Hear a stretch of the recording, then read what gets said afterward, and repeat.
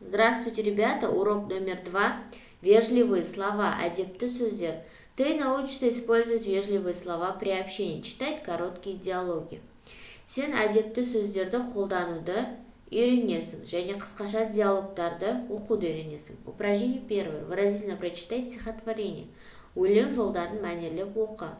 О каких добрых словах в нем говорится? Почему такие слова называют вежливыми? Қандай жақсы сөздер туралы айтылған? Неге жақсы сөздерді әдепті сөздер деп атаймыз? Добрые слова.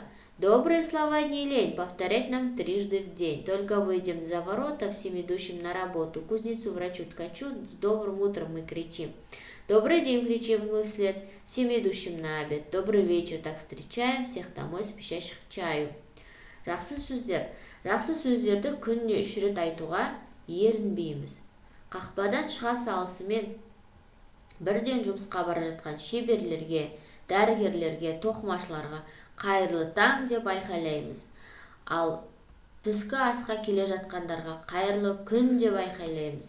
Ал үйге асығып қайтып келе жатқандарға қайырлы кеш деп күтіп аламыз. Объясни, зачем нужны вежливые слова? Можно ли без них обойтись? Вспомни и назови вежливые слова и выражения, которые не встретились в стихотворении. Расскажи, часто ли ты их используешь? Прочитай и найди, запиши предложение. Әдепті сөздер қажет пе? Соны түсіндіреміз. Әдепті сөздерді қолданбауға бола ма? Және өлең жолдарында қандай әдепті сөздер кездескен жоқ? Есіңе түсіріп көр.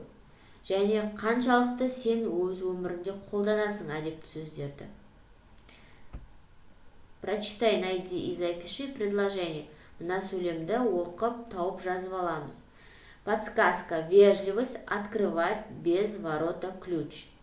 Вежливость без ключа ворот открывает. Әдептілік қақпаны кілтсіз ашады. Упражнение 2. Работа в парах. Жұптық жұмыс. Выберите слова, необходимые для того, чтобы поздороваться и попрощаться с мамой, дедушкой, учителем, другом. Называй того, к кому обращаетесь. Қажетті сөздерді таңдаймыз. Яғни анаңмен, атаңмен, ұстазыңмен, досыңмен амандасқанда, қоштасқанда қолданатын қажетті сөздерді атаймыз. Например, здравствуйте, учитель. Сәлеметсіз бе, ұстаз. До свидания, учитель. Сау болыңыз, ұстаз. Добрый день, мама. Қайырлы күн, анашым. Добрый вечер, мама. Қайырлы кеш, анашым. Здравствуй, друг. Сәлеметсің бе, досым. Пока, мой друг. Сау бол, досым. Здравствуйте, дедушка. Сәлеметсіз бе, ата. До свидания, дедушка. Сау болыңыз, ата. Упражнение 3. Работа в группах. Топтық жұмыс. Подберите нужные варианты вежливых слов приветствия и прощания каждой картинки. Поделитесь своей работой с другими группами. Әр суретке сәйкес келетін әдепті сөздерді таңдаймыз.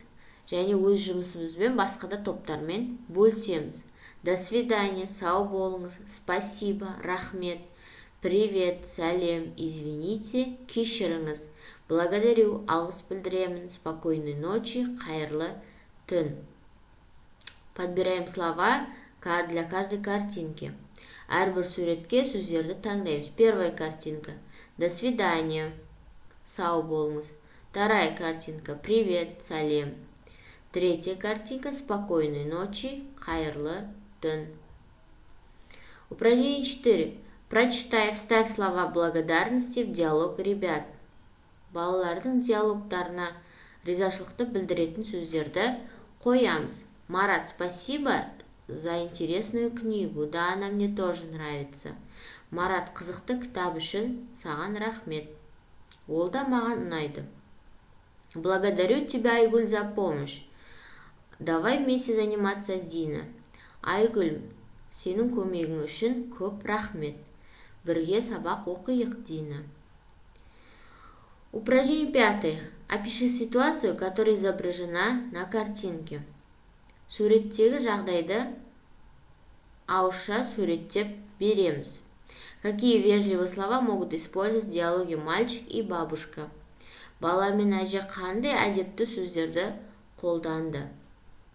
Здесь, в этой картинке, на автобусе мальчик уступает место бабушке и говорит: «Пожалуйста, садитесь, бабушка». И бабушка говорит мальчику: «Спасибо тебе, внучок». Бұл жердегі жағдай, автобуста бала үлкен әжеге орын берді. «Әже, өтінемін, отырыңыз. Рахмет саған, балам». Вежливые слова, әдепті сөздер: пожалуйста, өтінемін, спасибо, рахмет. Упражнение 6. Запиши главные слова урока в тетрадь. Сабақтағы басты сөздерді дәптерге жазып аламыз. Благодарю. Алғыс білдіремін. Извини, кешіріңіз. До встречи, кездескенше. Пожалуйста, өтінемін, спасибо, рахмет. Урок окончен, ребята. До свидания.